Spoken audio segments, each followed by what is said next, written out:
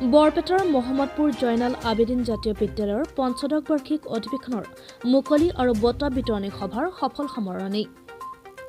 বৰপেটা জিলাৰ মহম্মদপুৰস্থিত এখন ব্যক্তিগত খণ্ডৰ শিক্ষানুষ্ঠান জয়নাল আবেদিন জাতীয় বিদ্যালয়ৰ পঞ্চদশ বাৰ্ষিক অধিৱেশনৰ মুকলি আৰু বঁটা বিতৰণী সভা 4দিনীয়া কাৰ্যসূচীৰে 18 নৱেম্বৰত সফল সামৰণি পৰে।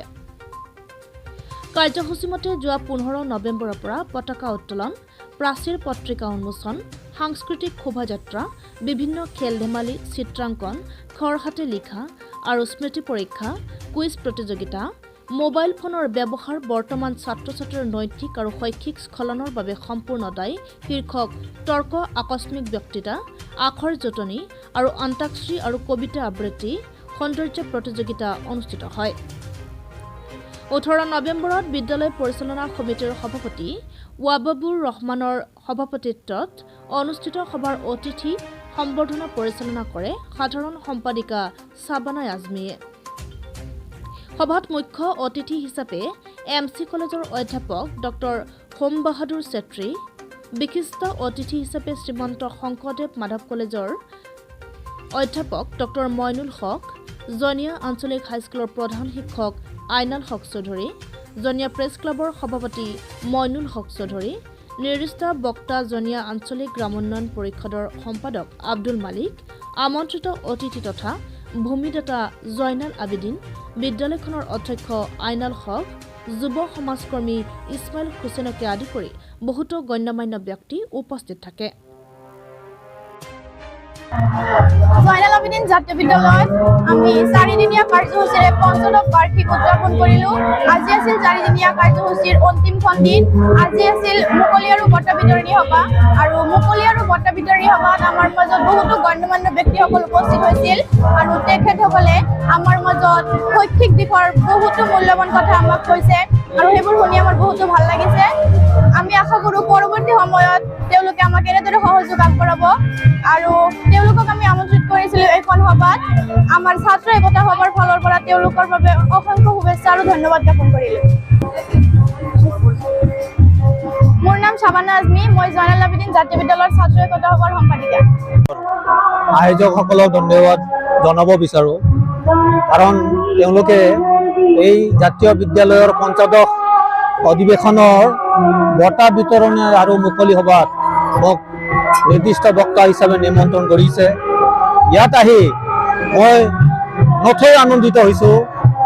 এই বিদ্যালয়ৰ ছাত্ৰ ছাত্ৰীসকলৰ যিটো পাৰদৰ্শিতা, যিটো পাৰফৰ্মেঞ্চ, সঁচাকৈ শলাগ ল'বলগীয়া।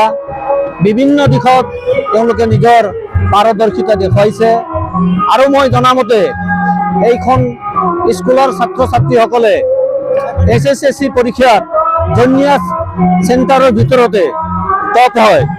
গতিকে এনেকুৱা এখন গাঁও অঞ্চলৰ বিদ্যালয়, যি বিদ্যালয়ৰ ছাত্ৰ ছাত্ৰীসকল ইমান আগবঢ়া, মই দেখি সঁচাই অভিভূত হৈছোঁ।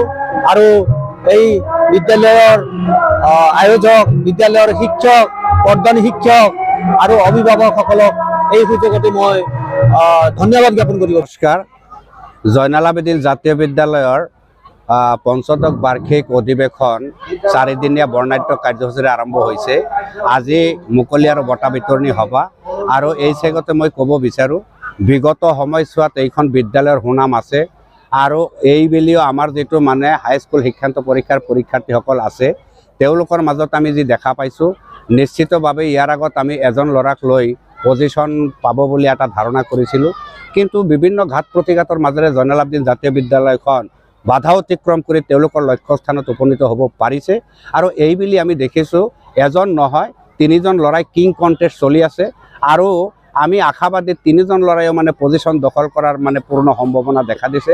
গতিকে এই ক্ষেত্ৰত আমি ৰাইজৰ সহায় সহযোগিতা আৰু গঠনমূলক পৰামৰ্শ আমি বিচাৰিম, আৰু অনাগত দিনত এইখন বিদ্যালয়ৰ উন্নয়নৰ কাৰণে শিক্ষক শিক্ষয়িত্ৰীসকলে যি মানে কষ্ট কৰি আছে তেখেতসকলক আমি ধন্যবাদ জনাইছোঁ।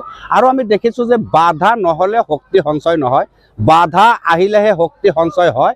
গতিকে যে বাধা আহিব সেই অনুপাতে শক্তি সঞ্চয় কৰি আমি সেই বাধা অতিক্ৰম কৰি আমি লক্ষ্যস্থানত আমি উপনীত হ'ম। আৰু তাৰে যুদ্ধংদেহী প্ৰস্তুতি আমাৰ জয়নাল আবেদিন জাতীয় বিদ্যালয় শিক্ষক আৰু ছাত্ৰ ছাত্ৰীসকলৰ মাজত বিৰাজ কৰিছে। এইটো এটা শুভ লক্ষণ। গতিকে অহা দিনত নিশ্চিতভাৱে এইখন বিদ্যালয়ে ভাল ফলাফল কৰিব আৰু ৰাইজৰ আশীৰ্বাদ আমি বিচাৰিছোঁ।